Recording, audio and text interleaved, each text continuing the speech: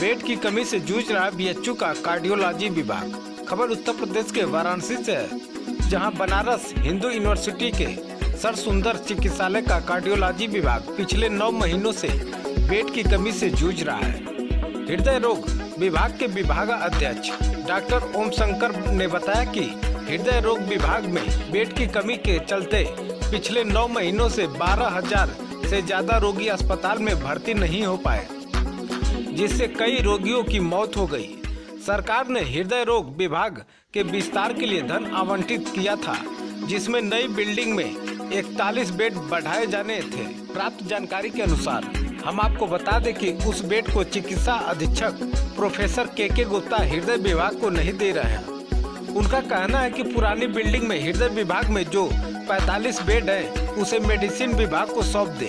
तभी नई बिल्डिंग में 41 बेड हृदय विभाग को दिया जाएगा।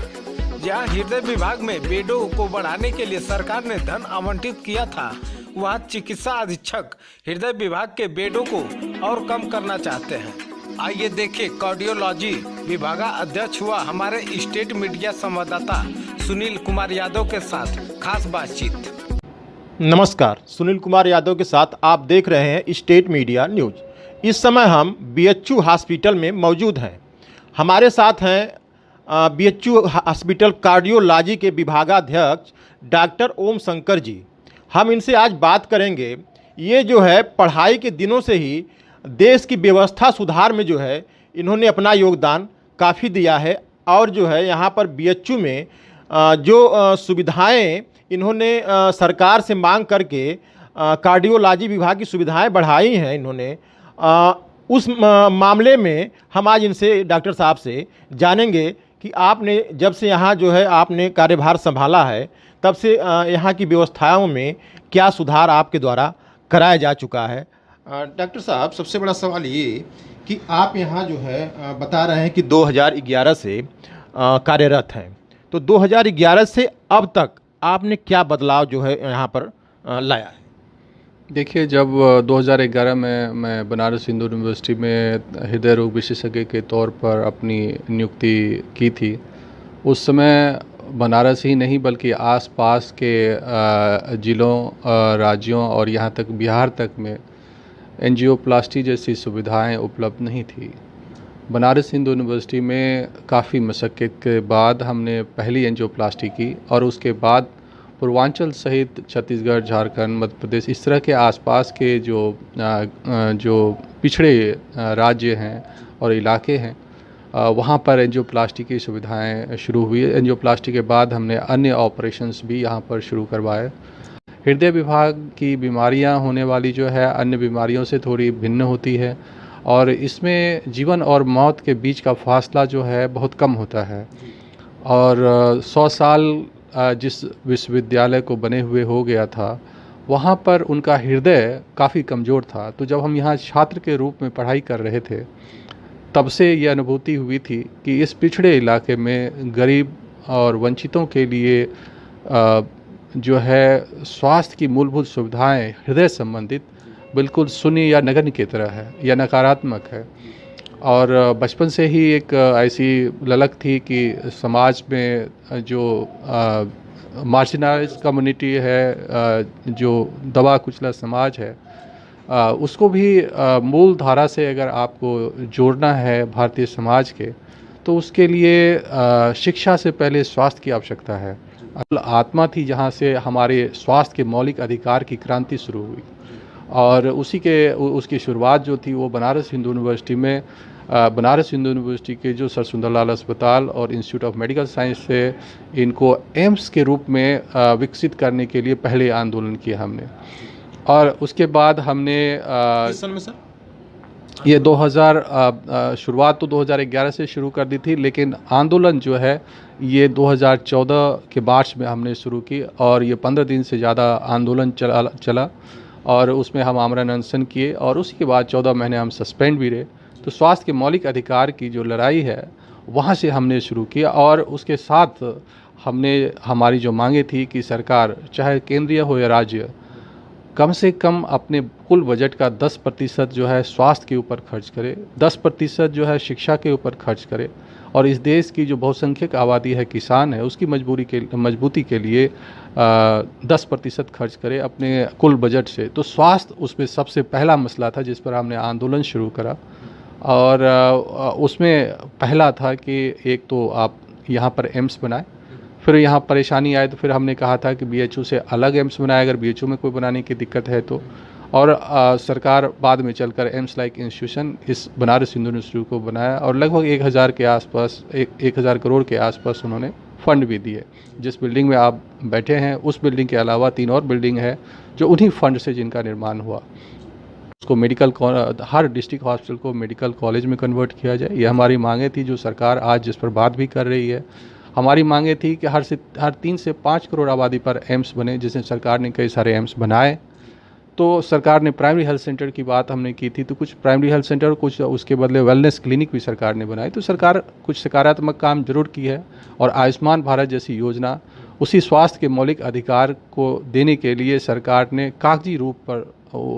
लाई, लेकिन वास्तविक रूप में ये अधूरा इसलिए है कि इसमें जो बजट है, जो वार्षिक बजट है, वो बहुत कम है। वो 5 से 7 करोड़ बजट से आप 130 करोड़ आबादी के स्वास्थ्य के मौलिक अधिकार सुनिश्चित नहीं कर सकते हैं। इसके लिए आपको कम से कम 1.25 या 1.5 लाख करोड़ सालाना आयुष्मान जैसी योजना में देना पड़ेगा। और इसमें आयुष्मान के रजिस्ट्रेशन के लिए इस तरह के कोई कार्ड बनाने की ज़रूरत नहीं है, बल्कि जो भी व्यक्ति इस देश का नागरिक है, अपना सर्टिफिकेट दिखाता है कि मैं इस देश का नागरिक हूं, और अस्पताल में आता है, उसकी पूरी स्वास्थ्य की जो इलाज है और सेवाएं हैं बिल्कुल फ्री और मुफ्त होनी चाहिए, चाहे वो गरीब हो या अमीर, क्योंकि हर व्यक्ति टैक्स पेयर है। और अगर सरकार को वो चलाने के लिए टैक्स देता है तो ये उसका अधिकार बनता है कि सरकार से अपने जीवन जीने के मौलिक अधिकार यानी स्वास्थ्य स्वास्थ्य के मौलिक अधिकार जो है उनको प्राप्त होनी। लोगों ने इसको समझा है। और उसके बाद दूसरी जो महामारी है जो कोरोना से भी 10 गुना भयावह है, जिसको सरकार और समाज आज नहीं समझ पा रही है, वो है हृदय की बीमारियों की महामारी। ये आज हमारे समाज में हर साल कोरोना के मौत से 10 गुने ज़्यादा मौतें हृदय के रोग की बीमारियों से हो रही है। और इसीलिए अब जो हमारी आगे की जो मुहिम है उसमें ये भी साथ में मसला चल रहा है कि पूरे देश में सरकार को 50 डेडिकेटेड कार्डियक सेंटर बनाने चाहिए, और जिसमें कि 200 बेड का अस्पताल, खाली हृदय का अस्पताल हो, सरकारी संस्थाओं के साथ जुड़ा हो, मेडिकल कॉलेज जहां उपयुक्त हो उस तरह से, ताकि इस तरह से जो लोग चलते फिरते जिनकी मृत्यु हो रही है उन आकस्मिक होने वाली मौतों को रोकी जा सके, और उसका उपयुक्त इलाज कर इस भारतवर्ष को मजबूत युवाओं, क्योंकि युवाओं में आधी से ज़्यादा मौतें युवाओं में हो रही है, तो भारतवर्ष और उनके युवाओं को मजबूत किया। सर, ये हृदय रोगी जो बढ़ रहे हैं दिन पर दिन, इसका मूल कारण क्या है जो हृदय के रोगी इतना बढ़ते जा रहे हैं?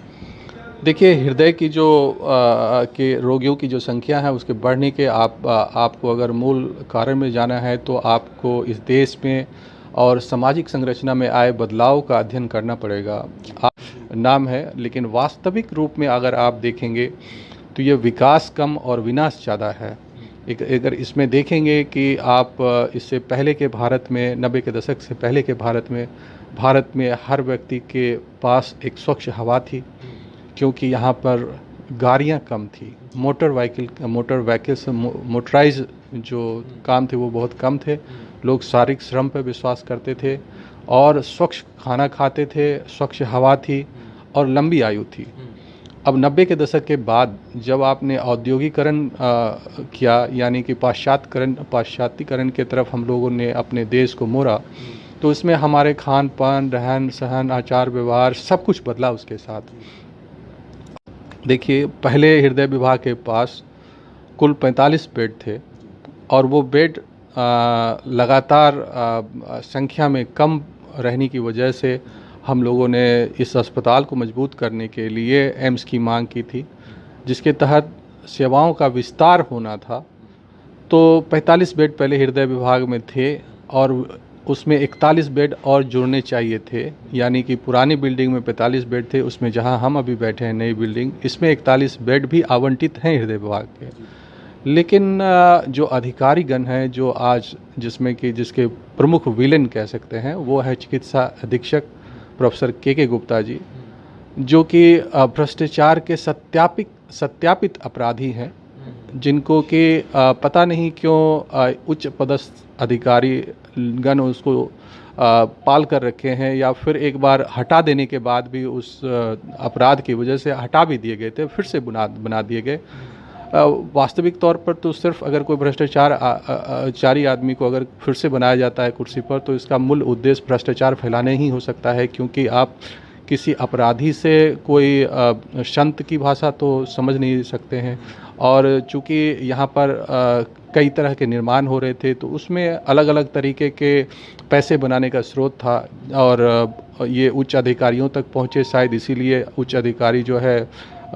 इनको बनाए फिर से एक भ्रष्ट आदमी को, जो पहले से भ्रष्ट सत्यापित आदमी है,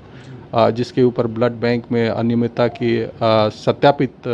अपराध हैं, और उसी वजह से हटाए भी दिए थे। तो ऐसे व्यक्ति को बनाया गया है जो जहाँ पर कहते हैं कि पत्थर के ऊपर जो है वो टाइल्स लगाकर विकास कर रहे हैं। जो विकास के लिए जो पैसे आए बनारस हिंदू यूनिवर्सिटी में, उन पैसों का उन्होंने इसी तरह से दुरुपयोग कर, जो कि आजकल सरकारी धन का दुरुपयोग भी सीधा भ्रष्टाचार होता है, ये भी एक अलग भ्रष्टाचार है। उसके बाद अलग से जो कदाचार है इनका, जो मैं आपको बता रहा हूँ कि हृदय विभाग के जो 45 पुराने के बेड थे, उसके साथ 41 बेड जुड़ने चाहिए थे, लेकिन अब ये कह रहे हैं कि आपको वो 45 आप छोड़ेंगे तब 41 बेड आपको हम नए वाले बिल्डिंग में देंगे, यानी जिस भवन में हम बने हैं, यानी कि 45 लेकर उससे 4 कम 41 देंगे। और इसीलिए मैं 14 महीने सस्पेंड हुआ था, शायद इसीलिए मैं आंदोलन कर रहा था कि सेवाएं घटा दी जाए। इसको सेवाएं घटना कहते हैं, ये सेवा बढ़ना कहते हैं। तो कोई भी आम व्यक्ति से पूछेंगे कि आदमी पूछेगा कि क्या वो मूर्ख आदमी है, क्या इतनी समझ नहीं है उसको कि 45 लेके 41, वो भी हृदय की बीमारियां जो कि नंबर 1 किलर है आज, जिससे कि लोग चलते बेड बढ़ाना चाहिए, 2 गुने होने चाहिए, 3 गुने होने चाहिए, 5 गुने होने चाहिए, क्योंकि आज हृदय की बीमारियां सबसे बड़ी महामारी है। बता तो रहे हैं, जो कोविड महामारी जो अभी आई, जो जिससे कि लोग इतने दहशत में हैं, पूरे भारत में सिर्फ 65 लोग 50,000 आदमी ही उसमें मारे गए कोविड से, आधिकारिक आंकड़ों में। अगर पूरे देश के पूरे दुनिया के आंकड़ों में अगर आप देखेंगे तो 65 लाख लोग मरे। भारत में अकेले हर साल 65 लाख लोग सिर्फ हृदय की बीमारी से मरते हैं। ये महामारी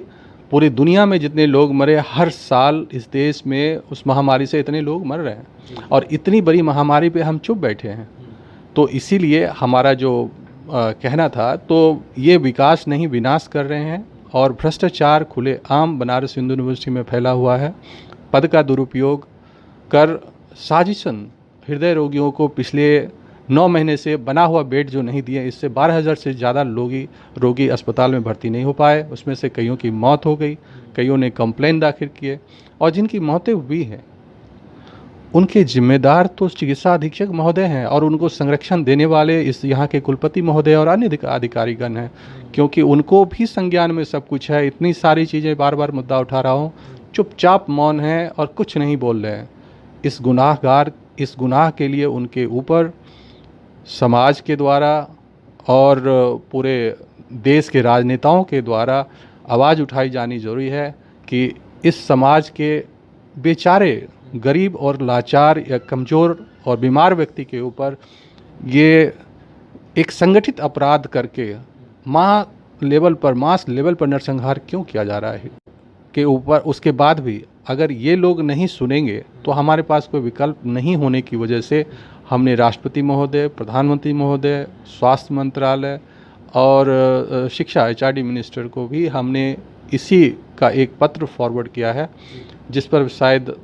कोई अभी सरकार के लेवल पर कार्रवाई तो नहीं। आप कार्डियोलॉजी विभाग के विभागाध्यक्ष हैं, तो आपकी बात को चिकित्सा अधीक्षक क्यों नहीं सुन रहे हैं? मैंने बताया कि ये व्यक्तिगत, एक तो आदमी मानसिक रूप से थोड़ा सा हमारे समझ से डिस्टर्ब हैं, और दूसरी तरफ से सत्यापित भ्रष्ट हैं, और कुछ व्यक्तिगत लाभ हैं वो अपने हमारे जो विभाग के बेड हैं उसको अपने विभाग में मिलाना चाहते हैं। उनका विभाग मेडिसिन विभाग है, मेडिसिन विभाग से सारी स्पेशलिटी अलग हो गई है और आज आम जनता भी जानती है कि अगर उनको हृदय की एक ज़माना था जबकि कोई भी बीमारी आपको होती थी, चाहे हार्ट की हो, किडनी को, लीवर की हो, जो भी ब्रेन की हो, तो सब हम लोग मेडिसिन में इलाज कराने जाते थे। लेकिन आज सुपर स्पेशलिटी कंसेप्ट डेवलप हो चुका है जहां आम जनता भी जानती है कि पेट का इलाज गैस्ट्रो में जाके कराना है, किडनी का इलाज नेफ्रोलॉजी में कराना है, अगर दिमाग में परेशानी है तो न्यूरोलॉजी दिखाना है या न्यूरो सर्जरी दिखाना है, अगर आपको हार्ट की प्रॉब्लम है तो कार्डियोलॉजी या कार्डियोथोरेसिक सर्जरी में जाना है। तो अब लोग मेडिसिन में नहीं जाते, इसलिए उसके बेड घटाने की आवश्यकता है। उससे सारी स्पेशलिटी अलग हो गई है, उनके बेड घटानी चाहिए, उसकी सुविधाएं घटानी चाहिए। लेकिन वो व्यक्ति 50 बेड और जोड़ना चाहते हैं और मानक के हिसाब से भी उसको सिर्फ इस अस्पताल में 100 बेड होने चाहिए, जबकि अभी उसके पास 119 बेड हैं और 50 बेड और यानी 169 बेड टोटल वो चाहते हैं, जिसमें मेडिसिन विभाग में जिसमें 69 बेड एक्स्ट्रा हैं। और जबकि हृदय विभाग का बेड पहले 45 था, अब कम से कम 90 होना चाहिए था, उसको घटाकर 41 करना चाह रहे हैं, पहले से भी 4 कम। ये मानसिक विकृति और पद का दुरुपयोग के अलावा हो सकता है कि मेरे व्यक्तिगत प्रति उनके वैमनस्यता हो, वो भी एक वजह होगी। उनके पीछे अब जो भी रीजन हमारे चैनल के माध्यम से सरकार तक क्या संदेश भेजना चाहेंगे? हम सरकार तक यही संदेश भेजना चाहेंगे कि जो भी माननीय गण हैं, चाहे हमारे मुख्यमंत्री जी हैं, प्रधानमंत्री जी हैं, जो यहाँ के सांसद भी हैं और जो भी संबंधित अधिकारीगण हैं, वो तुरंत प्रभाव से चिकित्सा अधीक्षक को गिरफ्तार कर जेल में डालें, पद से हटाएं और हृदय विभाग के जिन 41 बेड पर वो कब्जा करना चाहते हैं, जिनसे गरीब मरीजों को पिछले 9 महीने में 12,000 से ज़्यादा लोगों को बेड नहीं मिल पाया, बेड खाली रहते हुए, उनको बेड मिलना शुरू हो जाए और उनके जीवन की रक्षा हो पाए। हमारे साथ बीएचयू कार्डियोलॉजी विभाग के विभागाध्यक्ष डॉक्टर ओम शंकर जी हैं। हम इनसे बात किए। इनका जो है स्पष्ट रूप से कहना है कि हमने जो लड़ाई लड़ रहे हैं ये पूरे जो है समाज के लिए लड़ाई है कि जिस प्रकार से यहाँ पर जो इन्होंने धरना प्रदर्शन किया और उसके बाद जो है नई बिल्डिंग में कार्डियोलॉजी विभाग का 41 बेड जो है आवंटित हुआ था। तो यहाँ के जो चिकित्सा अधीक्षक हैं इनके द्वारा कहा जा रहा है कि 45 जो बेड पुराने बिल्डिंग में है कार्डियोलॉजी का, उसको जो है वो मेडिसिन विभाग में मिलाना चाहते हैं, जबकि यहाँ हृदय रोगियों की संख्या लगातार दिन पर दिन जो है बढ़ती जा रही है। ऐसे में जो है बेड को बढ़ाना चाहिए, लेकिन और वो 4 बेड जो है कम ही जो है करना चाह रहे हैं। ये जो है लड़ाई जो है ये लड़ रहे हैं कि यहाँ के कार्डियोलॉजी विभाग में बेडों की संख्या बढ़े, जिससे मरीजों को जो उनकी स्थिति है, जो कार्डियोलॉजी विभाग में एडमिट नहीं हो पाते हैं बेड की वजह से और उनकी मौत हो जाती है। तो इस मौत को रोकने के लिए डॉक्टर साहब काफ़ी प्रयास कर रहे हैं कि गरीबों की मौत, बेड की कमी और यहाँ के जो चिकित्सा अधीक्षक हैं उनकी लापरवाही से न हो। Sunil Kumar Yadav, state media news, Varanasi.